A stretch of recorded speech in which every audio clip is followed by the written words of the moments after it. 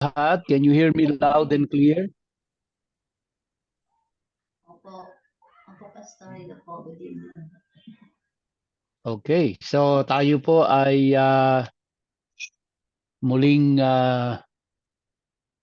mag-aaral sa Matthew at tayo po ay nasa chapter 23 na. Umpisa ng Matthew 23. At malapit-lapit na rin tayong matapos sa Matthew pero ito po ay aabutin pa ng hanggang next year, no? Hanggang 2024 po. Baka I'm not sure up to how many more months in 2024 but definitely tayo po ay tatawid ng 2024 sa ating pag-aaral ng Book of Matthew. Tayo po muna saglit ay manalangin. Samahan niyo po ako sa isang maiksing panalangin. Aming Ama at aming Diyos na makapangyarihan sa lahat, lumalapit po kami na iyong mga anak sa mga oras na ito sa iyong paanan at buong puso na kami ay nagpapakumbaba. Sapagkat batid po namin, O Diyos, na malibang kami ay tulungan mo at turuan at buksan ang aming mga isipan at bigyan ng kaliwanagan, ay hindi po namin mauunawaan ang iyong mga salita. Kaya sa mga oras na ito ay tulungan mo po kaming lahat na maintindihan namin, maisapuso at maisabuhay ang aming pong pag-aaralang mga salita mo sa Matthew chapter 23. Again, Father, we thank you. Napakagandang privilege po nito na kami ay nakakapag-aral ng iyong salita. Wala kaming kinatatakutan, malaya kami at mayroon kaming means para ito ay aming magawa. Salamat, Lord, dahil ang lahat ng ito ay biyayang pagpapala mo sa bawat isa sa amin. Sa iyo po, O Diyos, ang lahat ng papuri, pasasalamat at pagdakila sa pangalan ni Yeshua. Amen and amen. Let me share with you my screen.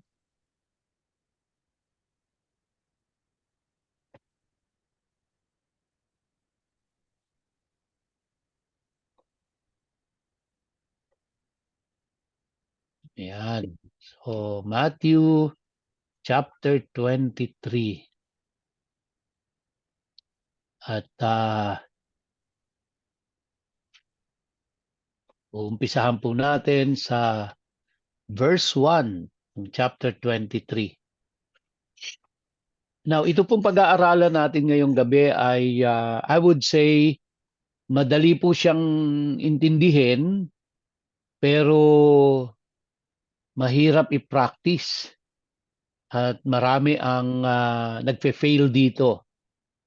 At ito po ay para sa mga leaders ng church, para sa mga pastors, mga lalo na yung mga nagtuturo ng Bible at excuse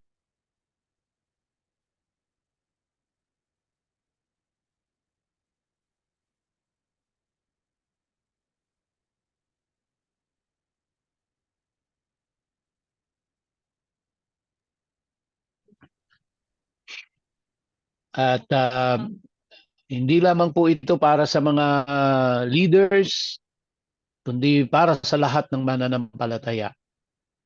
At siguro po kung bibigyan natin ng title ang Matthew 23, ito po ay siguro papamagatan po natin ito ng ano ba magandang pamagat dito? Ang ganda po dito ay exposing the hypocrisy of the leadership. Siguro yun po yung magandang title dito, exposing the hypocrisy of the leadership. So kaya particularly ito po ay patungkol sa mga leaders. But again, sabi ko nga po, ito ay hindi lamang applicable sa mga leaders, kundi applicable ito sa lahat ng nagkiklaim na sila ay mga born-again believers at sila ay mananampalataya ng Panginoong Jesucristo.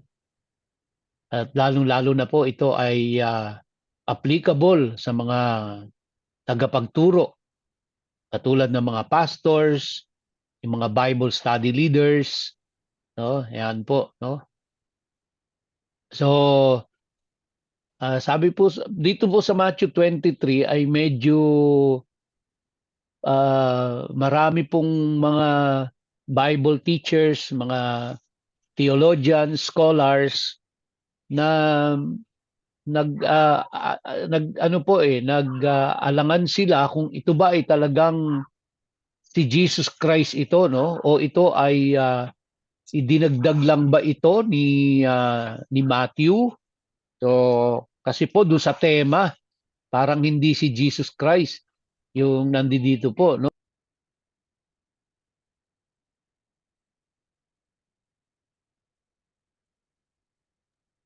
Pasensya na po kayo. Ako po ay barado ilong ko at sinisipon ako eh.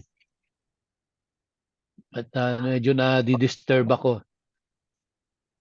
So let's start from verse 1, Matthew 23. Sabi po dyan, then Yeshua addressed the crowds and his Talmidim. In the previous chapters, nakita po natin na ang directly kinakausap ni Jesus Christ ay yung pong mga Pharisees, yung pong mga Sadducees, yung pong mga scribes, mga religious leaders nung mga kapanahunan nila na yon. As we have studied already na ang mga Sadducees po ay mga leader sa temple na nasa Jerusalem at yung mga Pharisees and scribes, sila po naman yung mga leaders sa mga synagogue. Now, noong pong time ni Jesus Christ, tinatayang mayroon daw hong sa ano lang, no, sa Jerusalem alone ay mayroon daw hong 400 na synagogue. Now, sa atin po ngayon, ang tingin natin pag sinabing synagogue, mga churches. Pero nung panahon po nila kasi, kahit po yung mga archaeological diggings, wala ho silang nakitang proof na meron talagang mga building na synagogue. Sa madalit salita, yung pong synagogue nung mga time ni Jesus Christ, kasi ang synagogue po ay isang place of assembly, not necessarily building. So ito po yung mga house churches na tinatawag natin ngayon. So nagmi-meet lang sila sa bahay-bahay or minsan sa ilalim lang ng puno. Ang tawag po nila doon ay synagogue. At ito ay binubuo ng 10 katao pataas. So kapag nagkaroon na ng 10 katao pataas at nagtipon sila for religious purposes, ang tawag po nila doon ay synagogue. Kaya kung ang number ng synagogue sa Jerusalem ay 400 lahat, hindi po ibig sabihin mayroong 400 na church building. Kundi meron pong nagaganap na mga pagtitipon na bumibilang ng 10 katao pataas at ang tawag nila doon ay synagogue.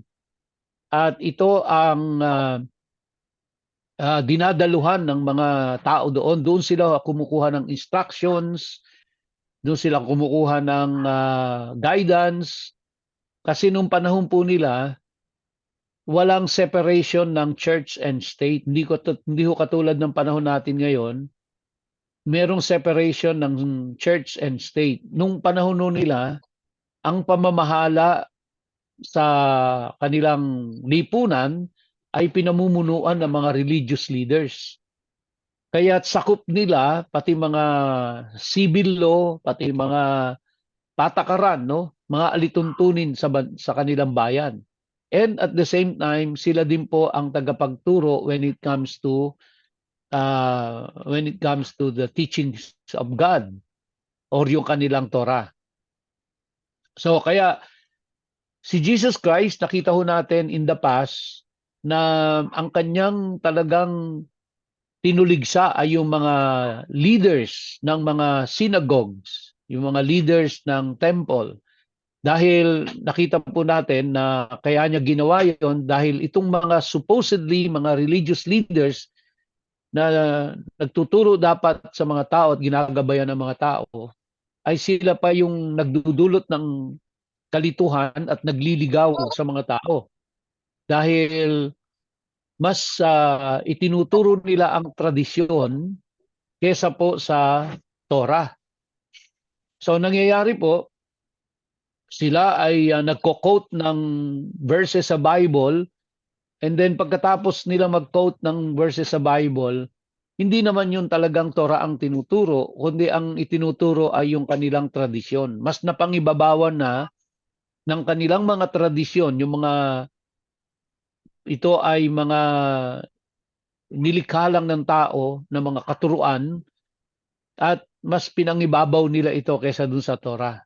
At dahil dito si Jesus Christ po ay tinuligsa yung mga inattack niya yung mga Sadducees, yung mga Pharisees and scribes, no? Now, sa chapter 23, nakita ho natin na ang binalingan na ng Panginoong Jesucristo dito is no longer the Sadducees or the religious leaders, kundi yun na pong crowd. Kaya sabi diyan, then Yeshua addressed the crowds and his Talmidim. Talmidim is yung mga disciples niya.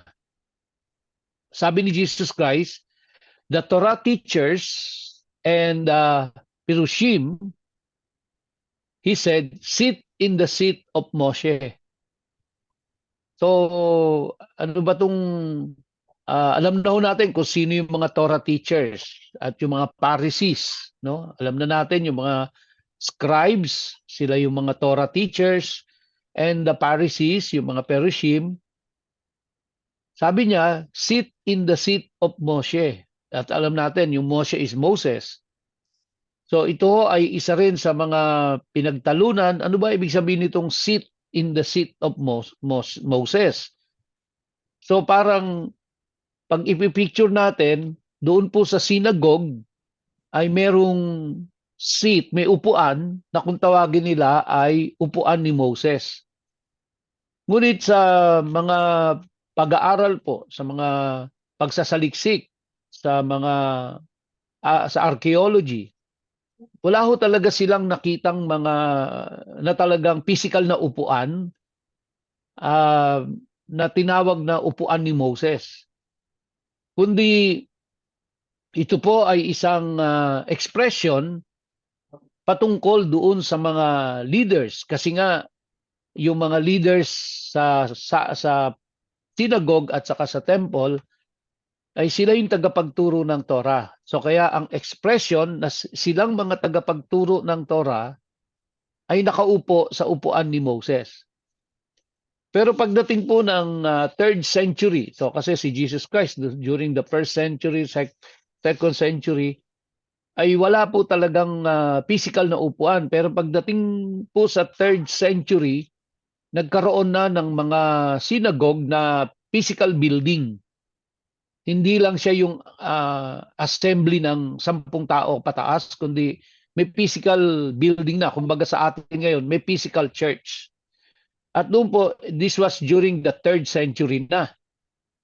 And natuklasan nila na merong mga doon sa kanilang paghuhukay, may natuklasan sila na may mga synagogue, yung physical building na merong may mga bato na korting upuan. At tinataya nila na ito yung tinatawag na seat of Moses. Pero during the time of Jesus Christ, itong time na ito sa Matthew 23, no?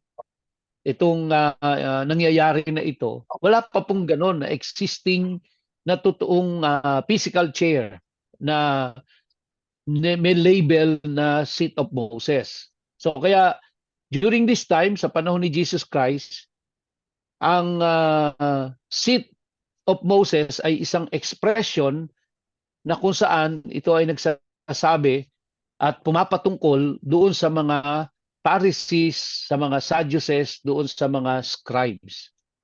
So sabi niya rito, kausap niya yung crowd at saka yung mga disciples niya. The Torah teachers and the Perusim sit in the seat of Moses. At ito ang bilin ng Panginoong Jesucristo sa crowd. And this, although ang ina-address niya rito is yung buong crowd at saka yung mga disciples niya, pero naririnig siya rito ng mga Pharisees, ng mga religious leaders. So ang sabi niya doon sa crowd, ang sabi niya po doon sa mga disciples niya, so whatever they tell you, referring to the religious leaders, take care to do it. No? Whatever they tell you, take care to do it. Kasi nga po, ang ginagawa ng mga tagapagturo ng Torah noon, ng mga Pharisees and scribes, nagko-quote sila ng mga verses mula sa Torah. Kaya yun ang sinasabi ni Jesus Christ, whatever they tell you, take care to do it. But don't do what they do. Ano ibig sabihin po nun? But don't do what they do. Ito yun, sabi, because they talk but don't act. Which means,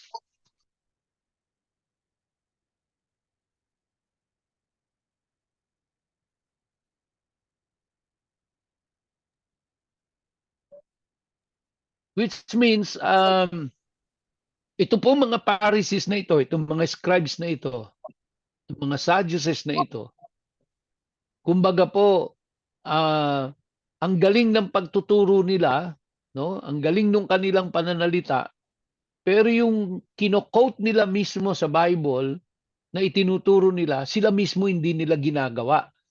Kaya po, sabi ko nga, ang magandang title nito is Exposing the Hypocrisy of the Leadership. Sa madaling salita, itong mga Pharisees and Sadducees and scribes na ito, they are hypocrites. Mga ipokritong tao. Napakagagaling mangaral, pero yung mismong ipinapangaral nila ay hindi nila ipinapamuhay.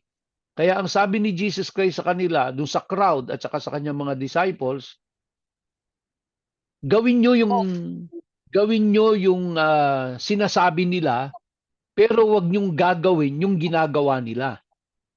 So kasi ang ginagawa nila ng mga Pharisees at ng mga Sadducees ay taliwas doon sa itinuturo nila. Kaya sabi ko nga po kanina na hindi lang ito applicable sa mga leaders, kundi applicable sa ating lahat ito. At alam mo natin na maging sa kapanahunan natin ngayon, marami hong Kristiyano, no, in general, hindi lang ho sa church natin, kundi even sa mga ibang churches, na alam natin, at siguro kayo po ay may mga kakilalang ganito, na kine-claim nila na sila ay born again, kine-claim nila na sila ay Christian, at yung iba nagtuturo pa, yung iba ay leader pa ng church, pero iba yung nakikita natin sa kanilang gawa kaysa dun sa kanilang mga ipinapangaral. At sa tingin ko, lahat tayo ay in one way or the other, guilty tayo dito.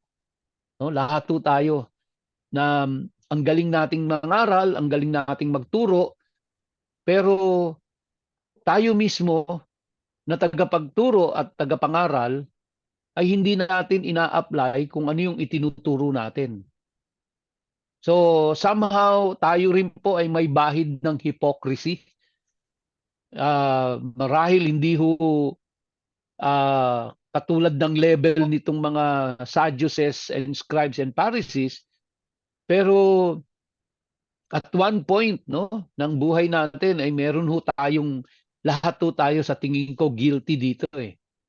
Na napakagaling nating mangaral, napakagaling nating magturo, pero tayo mismo ay hindi natin isinasagawa kung ano yung itinuturo natin, kung ano yung ating ipinapangaral. At mauobserbahan natin yan, lalong-lalo na pagdating sa sarili nating pamilya.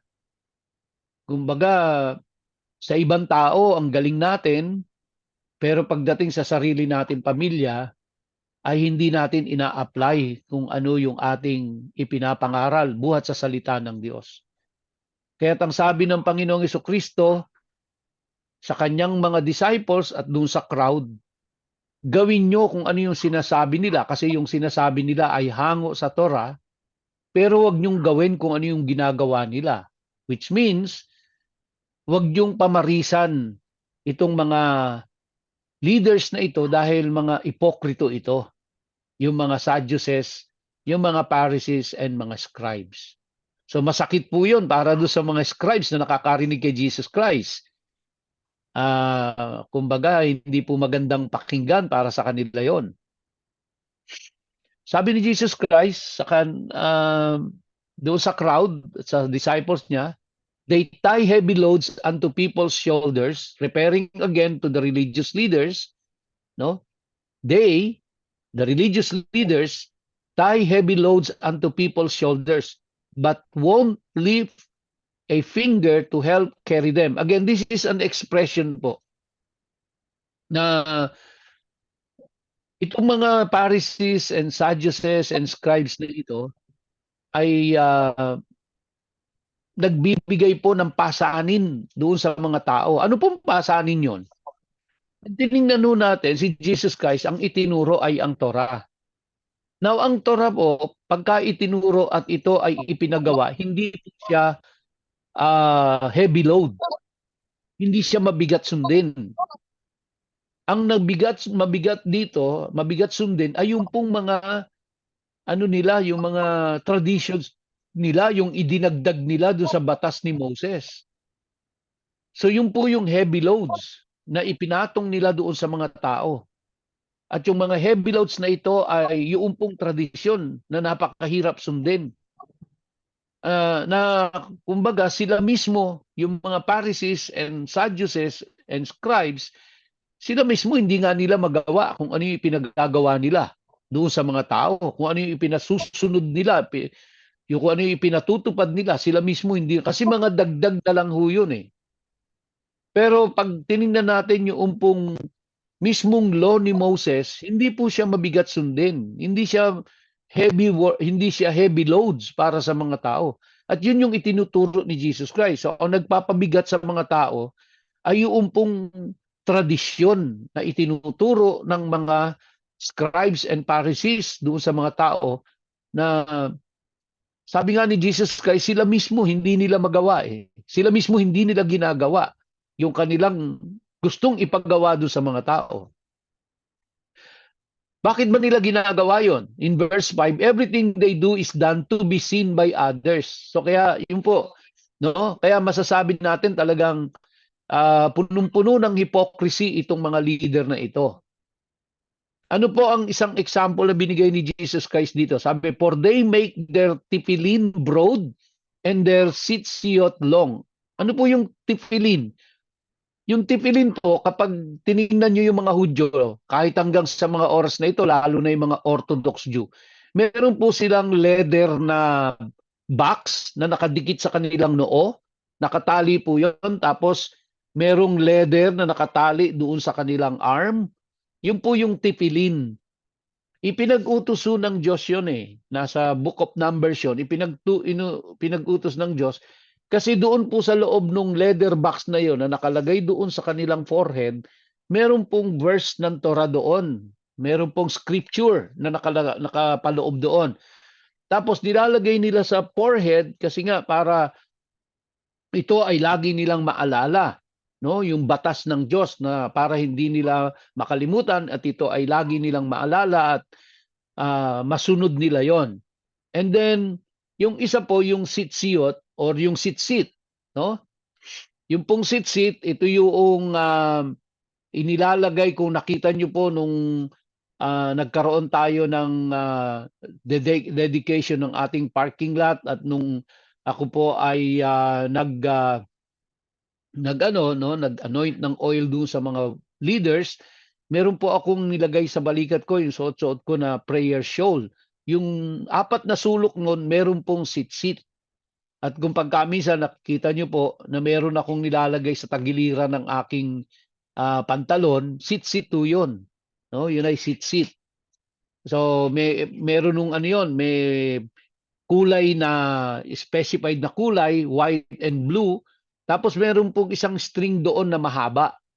Nung binili ko po yun ay napakahaba nung blue. Oh, ginupit ko na lang 'yon. Pinaiksi ko na lang. Pero mas mahaba siya kaysa dun sa iba.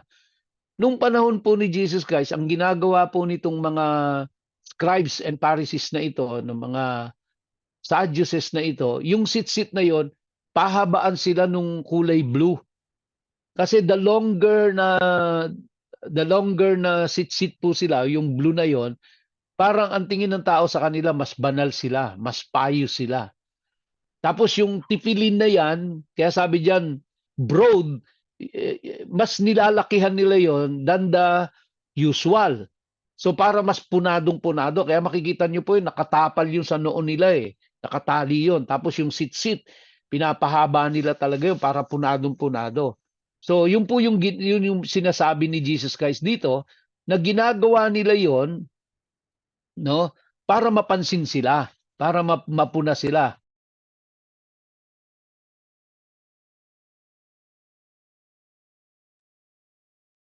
So para mapansin mo sila ng tao, maging kumbaga mga attention getters 'yon, no? So para mapansin sila na sila ay banal, na sila ay mga religious leaders. Pero ang katotohanan sa likuran nun, hindi naman nila pina-practice yung kanilang itinuturo. Hindi naman nila ginagawa kung ano yung kanilang ipinapangaral. So madalit salita, puro panlabas na anyo lang ang kanilang ipinapakita, para sila ay mapansin ng tao at isipin ng tao na sila ay mga banal, no? Sabi po sa verse 6, they love the place of honor at banquets and the best seats in the synagogues.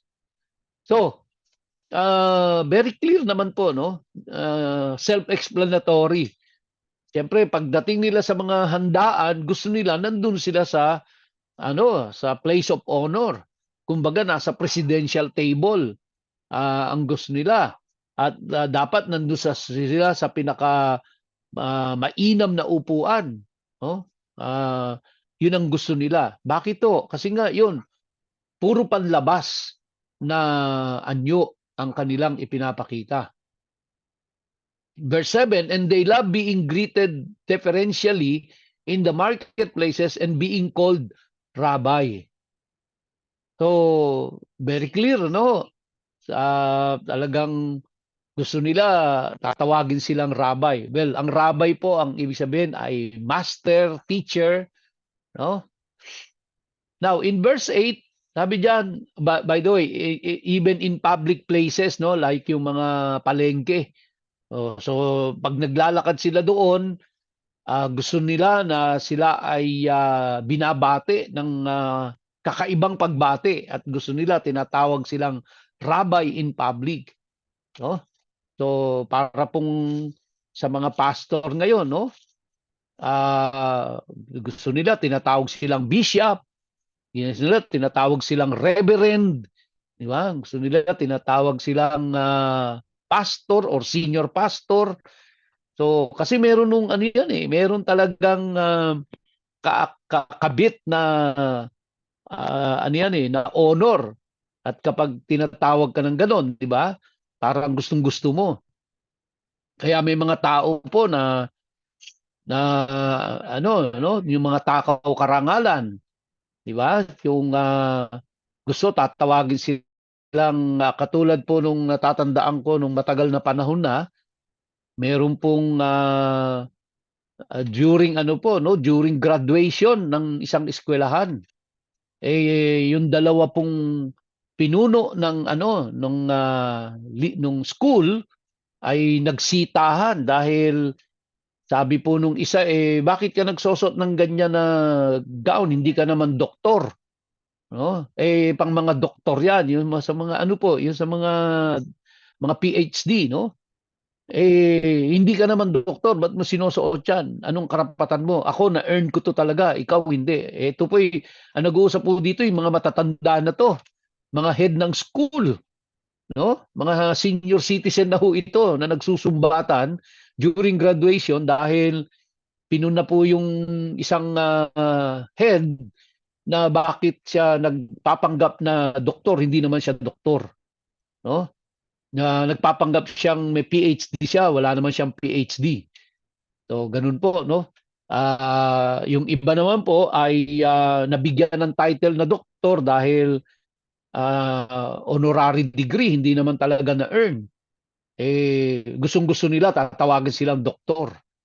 Ano, so kaya may ano hanggang ngayon no, ganyan naman ang tao, no, na yung title ay talagang pinangangalandakan nila yan dahil nagbibigay ng honor sa kanila. Ganon din to, itong mga Sadducees and Pharisees na ito. Gusto nila babatiin sila at babatiin sila ng kakaiba at pagkatapos tatawagin sila ng master, no? Gustong-gusto nila 'yon. Sabi ni Jesus Christ sa kanila, "But you are not to let yourselves be called rabbi, because you have one rabbi and you are all each other's brothers." Now, ito po ay sa tingin ko hindi patungkol ito sa sa Diyos Ama.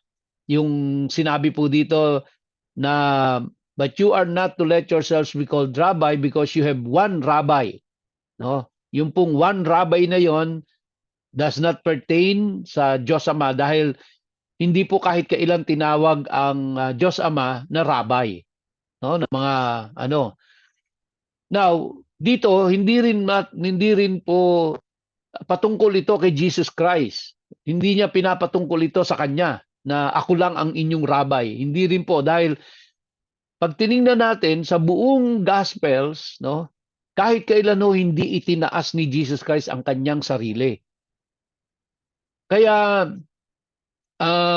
meron pong nagsasabi na ito daw pong one rabbi na ito ay patungkol sa Holy Spirit. No? Yun daw ho. Hindi ko alam kung totoo yun, kung tama yun. Pero may naniniwala po na una, hindi patungkol yan sa Diyos Ama dahil kahit kailan hindi tinawag na rabbi ang Diyos Ama. Pangalawa, hindi rin patungkol yan kay Jesus Christ kasi si Jesus Christ never na itinaas niya ang kanyang sarili. Sa lahat ng Gospels, wala tayong makikita diyan na itinaas ni Jesus Christ ang kanyang sarili. Dito parang itinataas niya yung kanyang sarili, no po. Kaya ang sabi ng ibang mga Bible scholars, ito ay patungkol sa Holy Spirit. And then sabi diyan, and you are all each other's brothers. Meaning, pantay-pantay lang tayo, pare-parehas lang tayo, no? Sa harapan ng Diyos, pare-parehas lang tayo kahit pa ang title mo ay presidente, kahit ang title mo ay bishop or reverend or pastor or department head or ministry head. In the eyes of God, tayo po ay pare-parehas lang, no? Pantay-pantay lang tayo sa harapan ng Diyos. Lahat tayo ay makasalanan na tinubos ng dugo ni Jesus. At tayo'y pinatawad ng Panginoon. At ang sabi diyan, and do not call anyone on earth Father because you have one Father and He is in heaven. So clearly, ito po talagang patungkol do sa Diyos Ama, no? And do not call anyone on earth Father. Pero alam muna natin, di ba? Dito sa mundong ito, alam na naman natin kung saang relihiyon po yun na ang tawag sa kanila Father, no? Minsan hindi lang minsan kundi may ilang pangyayari na ho na hindi naman ako kilalang pastor, napunta, alam nila religious leader ako, napunta po ako sa ibang lugar, ang tawag ko sa akin ng mga tao ay Father, no? Kaya parang parang sabi ko hindi ako Father, ako po ay pastor, hindi Father. Pero ganun pa man, ang tawag ko sa akin ng mga tao doon, I think sa probinsya po yata yun, no? Father, gandang gabi ho, Father. Tawag nila sa akin, Father, kumain na ho ba kayo? No? Father, pauwi na ba kayo? So, yun ang tawag sa akin. Kami ni Sister Lee, di natatawa dahil bakit Father ang tawag sa akin. But sabi dito, do not call anyone on earth Father because you have one Father and He is in heaven. Nor are you to let yourselves be called leaders because you have one leader and He is the Messiah. So now, very clearly, ito naman po ay patungkol kay Jesus Christ kasi sabi niya, He is the Messiah. Although at this point, hindi pa ho rin siya kilala talaga ng crowd na siya ang Messiah. ni-reveal niya lang ito doon sa kanyang mga disciples, pero doon sa crowd hindi siya kilala as Messiah. So, um, pero alam niyo po sa isang organization, mahirap po na walang leader. No, hindi naman ho dito sa verse 10 na ito kino-condemn ni Jesus Christ ang leaders ng mga churches, kundi ito po ay isang expression na nagsasabi na dapat sa harapan ng Diyos tayo ay pantay-pantay. Pero alam mo natin na walang magiging maayos na organization kung walang leader. Hindi pwedeng walang leader, no? Kailangan may leader talaga. Pero dapat kikilalanin natin lahat na ang talagang leader nating lahat ay walang iba kundi si Jesus Christ, no? So kaya pwede naman no tayong tawaging ministry head, department head, or pastor, or leader, provided tayo po ay under the leadership of Jesus Christ. No? Kasi siya lang naman ang nag-iisang leader nating lahat. There must be equality among us, pare-parehas lang ho tayo, at yung title is just a title, para lang magkaroon ng kaayusan, ma-recognize ka lang kung sino ka. Kasi mahirap naman ho, di ba? Kung halimbawa wala tayong mga title, kunyari ako po pastor, no? O may darating ho doon sa church natin, tapos hindi ako hinahanap ang pastor, sino ituturo natin kung hindi po ako ang tatawagin, di ba? Andyan ho ba ang pastor ninyo? Kailangan naman nung sumagot tayong lahat. Wala ho kaming pastor dito. Siyempre hindi naman maayos yung ganon. Kaya to put order in the church, kailangan magkaroon ho ng mga title yung mga leaders ng ating church para lang for identification purposes, no? Hindi para i-elevate niya yung sarili niya kaysa dun sa iba. So kaya yung title ho natin, yung pastor, bishop, reverend, yung ministry head, department head, ay yan po ay mga for identification purposes lang. Hindi yan ibig sabihin mas angat tayo kaysa sa iba. Okay? Dahil ang sabi ni Jesus Christ sa verse 11, the greatest among you must be your servant. No? The greatest among you must be your servant. Kaya si Jesus Christ, nakita ho natin, no, na ito ang kanyang ginawa. Siya ay nag-serve. Hindi katulad po ng mga Pharisees, Sadducees, and scribes, gusto nila paglingkuran sila. Gusto nila sila ang batiin sila ng kakaiba at tawagin silang mga master, no? Samantalang si Jesus Christ po, ang kanyang ipinakita, siya ay nag-serve, siya ay naglingkod sa tao. Kaya kung gusto nating maging great tayo, maging servant tayo, maging lingkod tayo, hindi tayo ang paglilingkuran. Kaya no, yung marami po na na mga pastors, isa na po ako doon na kapag napupunta tayo sa ibang lugar, talagang pinagsisilbihan tayo . Hindi mo naman pwedeng awatin yung mga tao. Yun ay pagbibigay galang nila, pagrespeto, no? Pero kung gawin man ho sa atin yon, salamat sa Diyos, pero wag nating hangarin na tayo ay paglingkuran. Kaya yung iba pong mga pastor ay sumasama ang loob kapag sila ay hindi napansin, hindi man lang nabati, no, na sumasama ang loob. Hindi po ang prinsipyo ng Panginoong Jesucristo, the greatest among you must be your servant. Verse 12, for whoever promotes himself will be humbled, and whoever humbles himself will be promoted. So napakalinaw po at napakasimpleng prinsipyo ang itinuturo ng Diyos sa atin. Kaya sabi ko nga ho kanina, madali siyang intindihin, pero marami po dito mahirap gawin, no? Sa aktual. Pag nasa aktual na, medyo nagkakaroon na ng struggles ang marami sa atin pagdating dito, no? Marami ho sa atin mga balat sibuyas . Marami sa atin ay mga sensitive, di ba? Madaling ma-offend. So Pero ito ang turo ng Panginoong Hesus sa atin, no? Na tayo ay dapat maging servant, no? At wag nating i-promote ang sarili natin, kundi i-humble natin ang sarili natin at Diyos ang magpo-promote sa atin. Yun po yung prinsipyo ng Diyos. And verse 13 says, "But woe to you, hypocritical Torah teachers and Perushim, for you are shutting the kingdom of heaven in people's faces, neither entering yourselves nor allowing those who wish to enter to do so." No? So dito na lang po muna tayo magtatapos, mga kapatid, at ipagpapatuloy po natin itong verse 13 at yung mga susunod na verses na ating pong tatalakayin. Kaya pansamantala po, dito nagtatapos ang ating pong pag-aaral sa Matthew 23 part 1. At tayo po'y magsara sa panalangin sa pangunguna po ni Kuya Nestor.